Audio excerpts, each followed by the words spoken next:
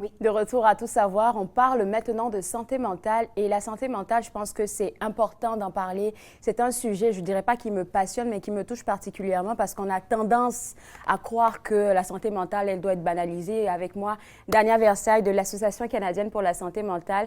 Et c'est bon qu'on parle de santé mentale, Dania, ce matin parce que c'est la rentrée. Les parents sont stressés, les élèves sont stressés, les professeurs sont... En fait, tout le monde est stressé. Même moi, je suis stressée. Premièrement, bonne saison. Ouf, merci. Merci de m'avoir invité pour ta nouvelle émission.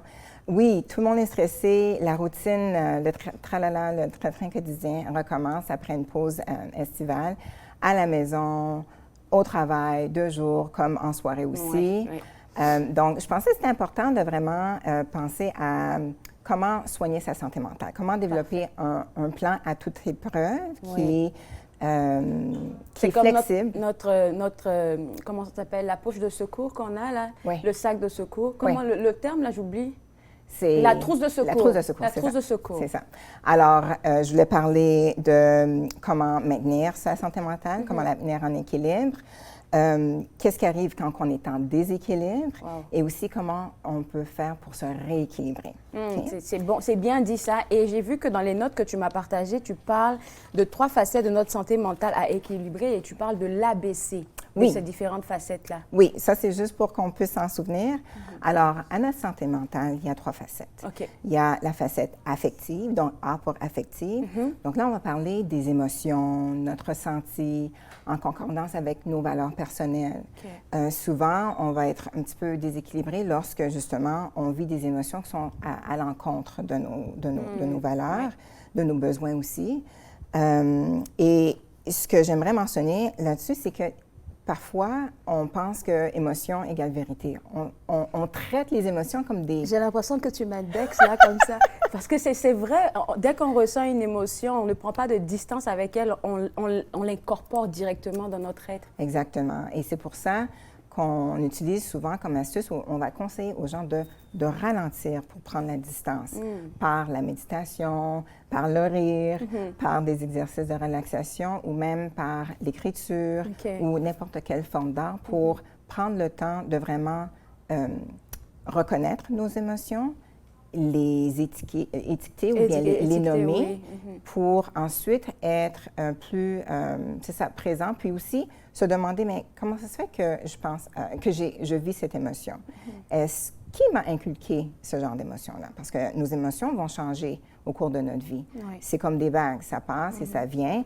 Même si on vit une même émotion d'un jour à l'autre, d'une semaine à une autre, l'intensité de l'émotion n'est pas toujours la même. Donc, il faut vraiment prendre conscience de ceci. Puis, donc ça, c'était A pour affectif. Affectif, oui. Pour le B, il fallait que je me trouve un B. Donc, j'ai trouvé la facette behaviorale ou comportementale. Alors, ça, c'est tout ce qui est psychomoteur, nos agissements, nos actions, qui sont souvent influencés par nos émotions. Oui. Donc, tout part de l'émotion déjà qu'on ressent. Ensuite, on se crée un schéma, un film. Exact, puis qui va se transformer en comportement. Des fois, le comportement va se manifester en quelques secondes ou quelques minutes. Des fois, ça va prendre plusieurs jours ou peut-être plusieurs semaines, dépendamment du type d'émotion qu'on vit. Maintenant, pour passer au C, j'aimerais mentionner la facette cognitive. Alors ça, ce sont nos pensées. Et Dieu sait qu'on a des milliers de pensées à chaque jour.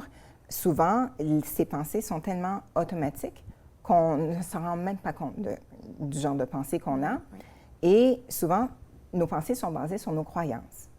Alors là, aussi, comme dans nos émotions, nos croyances ont été inculquées par nos parents, par des êtres qui nous sont chers. L'environnement social. Exactement, notre environnement social, aussi notre environnement physique. Peut-être aussi par des groupes auprès de qui on sent un sentiment d'appartenance. Ou peut-être même une cause pour laquelle, une cause qu'on valorise, là, qui nous tient vraiment à cœur. Donc, le côté cognitif aussi, la même chose que les émotions, il faut essayer d'éviter de tomber dans le piège de penser que ce sont des vérités. Souvent, il faut se demander la question, OK, je pense à telle chose, par exemple, je suis une ratée. Et notre cerveau fonctionne de sorte à ce qu'on va aller chercher des preuves pour soutenir cette croyance-là. Qu'est-ce qu'on a comme pensée? Exactement. L'astuce pour neutraliser ça, ça serait de regarder l'envers de la médaille et de trouver des preuves contraires à cette pensée-là.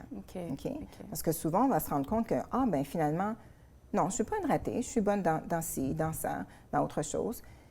Parfois aussi, ce sont des gens ou des situations, des environnements qui vont nous faire penser d'une telle ou telle manière.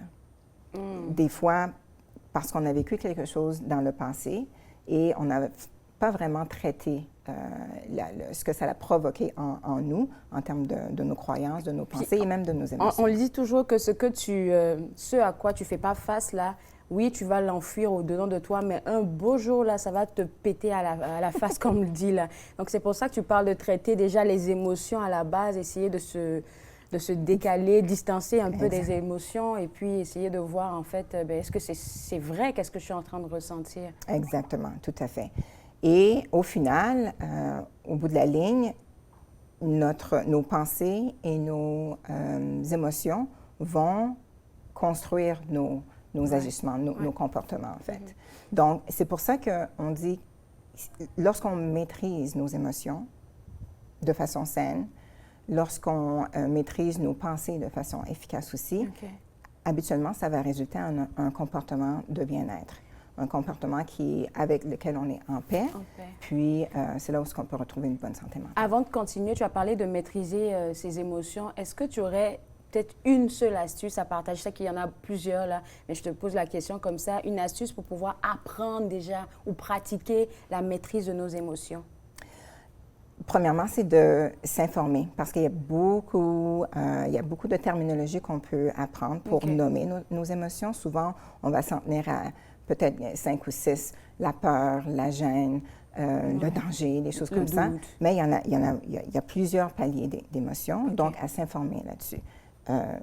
On peut trouver ça n'importe où. Sur le site web aussi, peut-être? Sur le site web, sur plusieurs sites web. Aussi, prendre l'habitude de prendre conscience de ses émotions. Donc, pas besoin d'avoir un cahier de journal intime si on n'en veut pas, mais juste prendre le temps d'être conscient de nos émotions, de prendre la pause, 1 minute, 2 minutes. Ouf, OK, je vis quelque chose de lourd.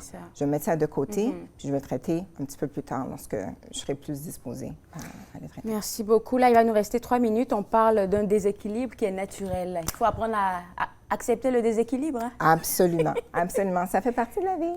Ça fait partie de la vie. Les défis, ça nous aide à mieux gérer ce qui se passe dans nos vies. Les imprévus et tout ça aussi. Exactement. Donc, le stress, puis ça, on parle de stress, là, OK? Juste pour être clair, le stress peut nous déséquilibrer.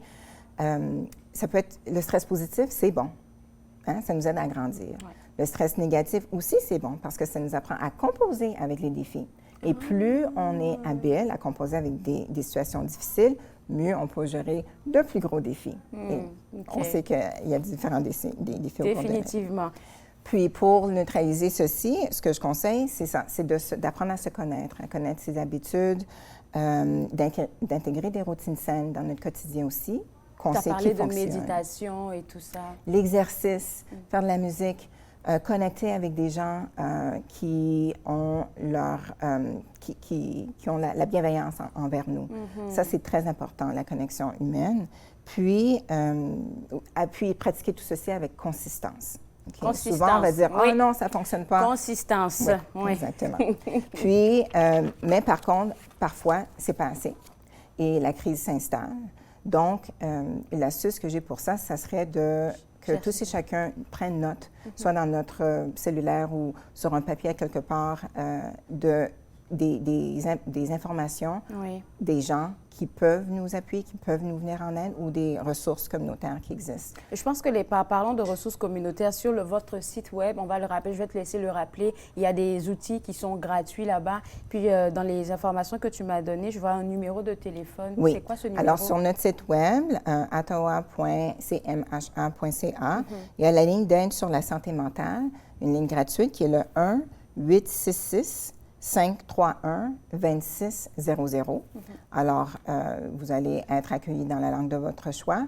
Puis, on pourra vous guider en termes de la recherche de ressources communautaires qui peuvent vous aider. Alors, je vais reprendre pour le site web, c'est www.ottawacmh.ca. Exactement. Pour avoir toutes les ressources. Mais merci beaucoup, Dania. Et puis, je pense qu'il y a une bonne nouvelle qu'on veut annoncer aux gens. Ça se peut qu'on soit de votre côté. Vous fêtez un anniversaire à l'association cette année. Le 4 octobre, on fête nos 70e anniversaire. Wow. Et donc, ça sera sous forme de porte ouverte et en après-midi. Donc, on va faire la fête. Merci beaucoup à toi. Merci. Je vais inviter les gens, encore une fois, à aller avoir accès aux ressources offertes par l'Association canadienne pour la santé mentale au www.ottawacmh.ca. Et puis, comme Dania vient de le mentionner, ils fêtent leur 70e anniversaire cette année, le 4 octobre. Je pense que c'est ouvert à tout le monde. Oui, peut-être. On va vous donner plus d'informations, c'est sûr, durant les prochains jours. Et nous, on sera sur place pour vous donner les infos en temps réel. On va prendre une pause et juste après la pause, je vous ai dit, on parle de rentrée aujourd'hui, mais on n'a pas oublié les entreprises parce qu'on aura une experte de marketing digital qui est avec nous aujourd'hui, qui va nous parler de comment se positionner sur les médias sociaux et un peu partout pour avoir une belle visibilité. Vous regardez Tout savoir exclusivement sur TV Rogers.